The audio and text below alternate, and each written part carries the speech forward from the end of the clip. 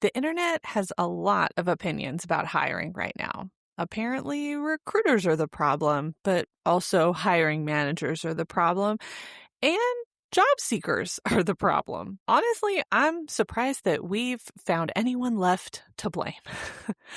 The reality is that today's job market is complicated, and everyone experiences it differently depending on where they're sitting.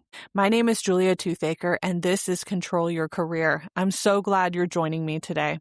In this conversation, HR professional Tank Rhodes and I talk about long-term unemployment, hiring bias, and why understanding those different perspectives is important, whether you're hiring, interviewing, or simply trying to make sense of today's job market, which, as you know, is a little bananas. So let's get into it. We're talking a lot about recruitment, hiring managers, bias, all of that.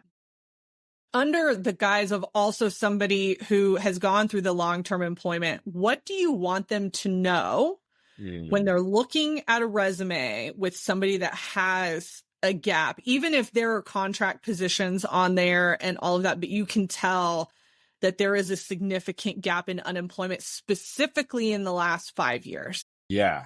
What do you want them to know? My first thing that I would like decision makers in general to be much more aware of, regardless of if this has been kind of a conversation, a hyper focus, or it's never come up. If you haven't considered the fact that so many people have been in this limbo since COVID, blew up, you have done yourself and everyone around you a disservice. I think that as far as, especially, pulling data and all of the things, we try to speed run solutions, and it's led to this kind of second round of despair for a lot of people. And that's not to say your organization is not going through that or your team's not going through that.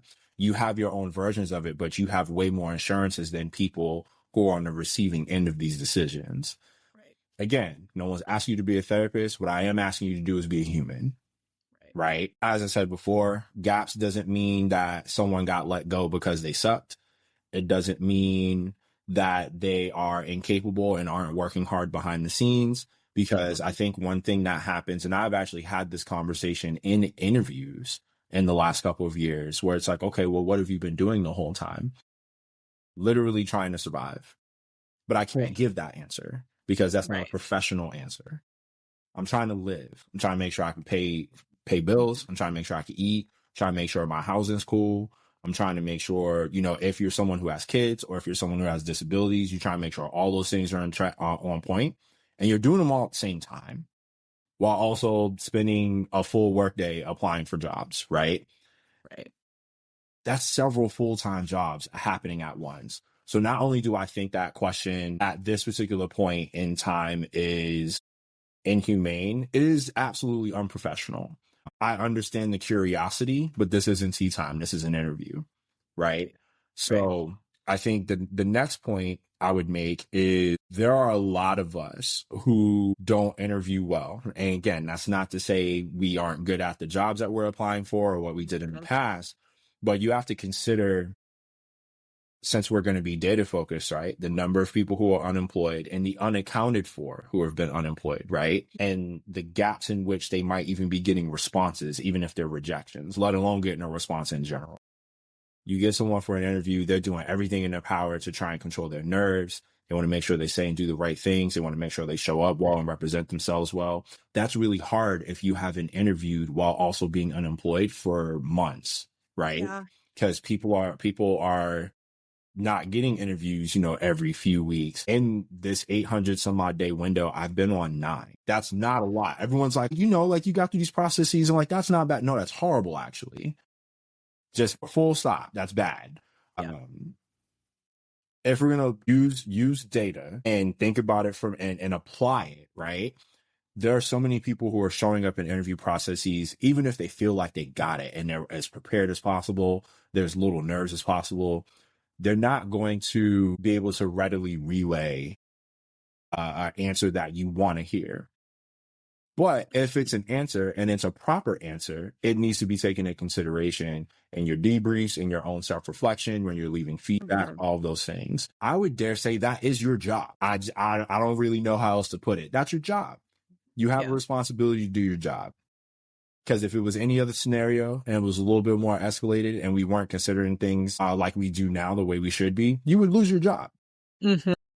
That is a part of your job. Be reflective, be intentional, and be willing. And you're gonna have people that you obviously have to reject, and it needs to be kept to a business sense. If you're talking about what somebody showed up to in a meeting, I had an interview one time where I was, the interviewer, and someone was walking around in the background, and I don't think his roommate knew he was in an interview, and I'll leave that conversation there. But if it's not anything extremes, no one's being, disrespectful, inappropriate, anything like that.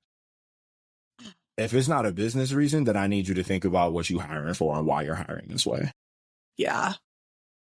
And I'll tell you, as a career coach, this time has been so much harder because I literally will get on a call with people and be like, it's not you.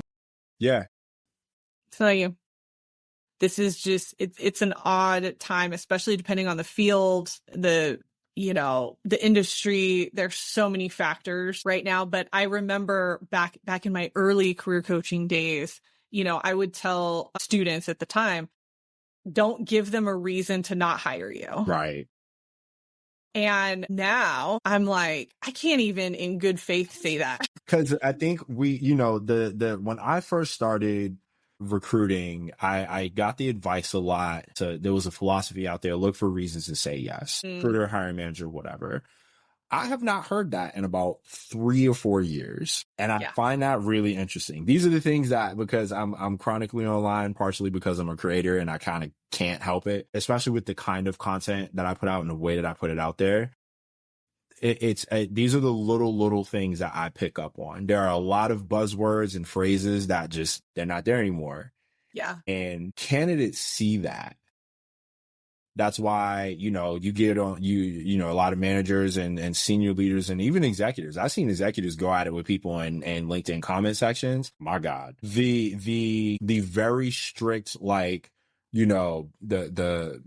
if you're looking for a job, either you hit up the hiring manager or the recruiter to try and get an extra step in the process, or, give yourself a extra life. And then there's the other side of that. It's like, don't DM me at all. I find it unprofessional, this, that, and the third. If I get to you, I get to you. And it's like, okay, I can respect the fact that this is your personal page and LinkedIn is still a social media website. It is a social media website with a purpose. Right. I'm going to respect your DMs for sure. But there was a status I saw a couple months ago where someone was saying, if someone posts about a job, don't just say in the comments, like, I'm interested, even if you've applied.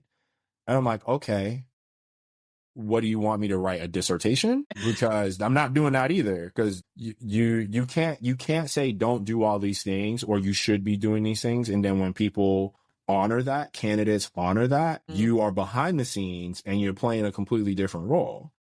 Like you don't get, that's not cool. Like, that's not cool at all. So it's really interesting to see the change in behaviors, and specifically the phrases that just kind of went up in the air over the last few years, and all these different changes in philosophies, because hiring managers are overwhelmed. Decision makers are overwhelmed. Recruiters are overwhelmed. When you hear someone talking about hiring is broken, and then you come at them like, well, you don't actually know how this works. Why don't you teach them? That just makes sense to me. Like, there's only 2 things they can control in the entire process: applying for the job and waiting for you to hit them up. Right. I'll be honest, that's a lot of why I did this season at this time. Because I was like, and here's the irony to all of this. I don't lead with resume. I don't lead with job. I'm a career coach, but I don't lead with those things. That's not, I don't enjoy doing that as a career coach. I like working with people on who are you? What are you doing in this world? Where do you want to go next? Career management type things, managing your supervisor, whatever. That's more the stuff I like to do. So I don't lead with that a lot. Right. But I will tell you, again, also being chronically online and creator and all of that, I was like, man, people don't understand how this works. Yeah. And you've got Gen Z coming up they don't know nothing. Mm-hmm. They don't know anything about the hiring process. And they're getting bad advice from their peers. Yes. Terrible advice. And then we also have like rogue career, quote unquote, career coaches out there who are also giving terrible advice because they're not actually career coaches that don't know what they're talking about. Yeah. And so they're scamming. Sorry. Yeah. They're scamming people. And it's so guys, it's so bad.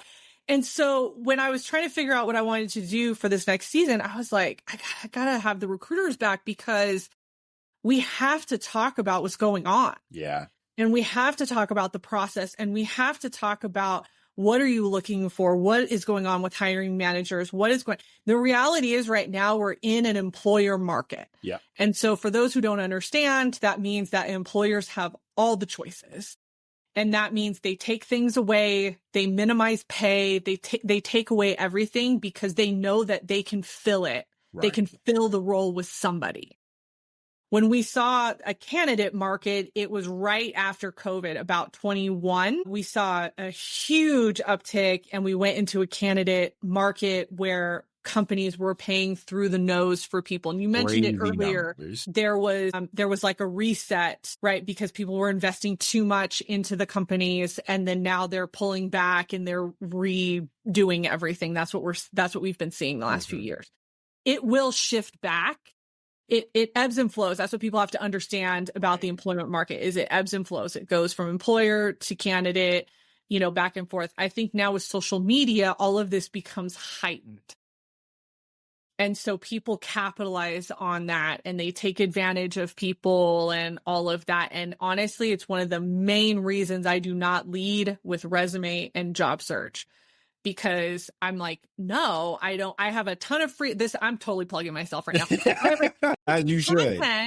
Like that. I'm like, use the free content. I have all these freebies. I have the podcast. Like I have a season on the podcast on my website that's career foundations, where I literally walk you through foundational career concepts. I did all of that intentionally because I was like, I'm not going to be that person that takes advantage of people. I will not do that. Do it.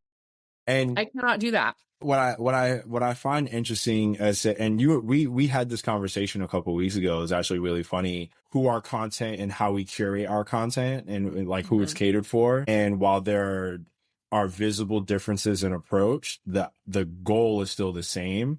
And that's what a perfect world to live in, right? Where it's like neither one of us are ever crossing the line. And my goal when I first started TikTok specifically, because the chaos was a little bit before TikTok. And then someone convinced me to make an account and I was like, I'm never doing that. And oh my God, I was wrong because it's been 4 years. The goal was to highlight just my experience as a cisgendered Black male growing in a completely new field to me. The things that I thought it was, what I got wrong, the things that I have been doing and was wrong or is cool or could be looked at differently from this very specific lens. And very, very, very, very, very early on, my first video that went viral was me asking people what was the most insane thing they'd been asked in an interview. Whoa. The wildest thing I got asked was my age, which again, I wasn't in HR yet. So I didn't know that was illegal. Right. And, I made the career transition and I started learning all the things, did the little certs, all the courses, talking to 900 people just to make sure I know what I'm doing. And if I even belong over here, that was something I look back on. I'm like, dang, that was wild actually. But that video, the number of women specifically, and that was when my follower base grew. And I was like, oh, I'm missing a large conversation here. And it's not because I'm avoiding it. It's because I genuinely don't know. And that was the whole point. So I was like, cool, I need to change this from just like asking questions and trying to, seeing how much traction I can get to just addressing the issues and teaching people stuff and not using the 400 million words of jargon and acronyms to just explain what should be easily explained to a lot of people. I call myself an HR translator. Like, this is actually how your benefits work. I'm leaving out as many acronyms as possible. And if you want to know what they are, I'll tell you. This is how you deal with reasonable accommodations, whether you're a manager or an HR person or the person asking. This is, these are things you can talk about in an interview or how to deal with rejection or here's how this process in general works. We've done a terrible job as a field telling people how this stuff works as a business function. You know how Mhm. everything else works at your company. You know how product engineering, sales, marketing, you have a very, elementary understanding at worst, right? Of what these teams do and how they do it at your company. Why do we not know what HR does? And why do we think it's this all encompassing thing? Yeah. We have a responsibility there to be like, hey, look, we understand our world is about confidentiality, but like there's things we absolutely can talk about and we overcorrect in hardcore. Right. Right. If there's one thing I hope you take away from this conversation, it's that there's usually more to the story than we can see on a resume or in a job posting. The hiring process is complicated because people are complicated. And today's job market has only added another layer to all of that. Whether you're looking for your next opportunity or hiring your next employee, understanding the perspective on the other side can help you make better decisions. Thanks for listening. If you found this conversation helpful, I'd love it if you'd share it with someone who could benefit from it. And remember, you control your career.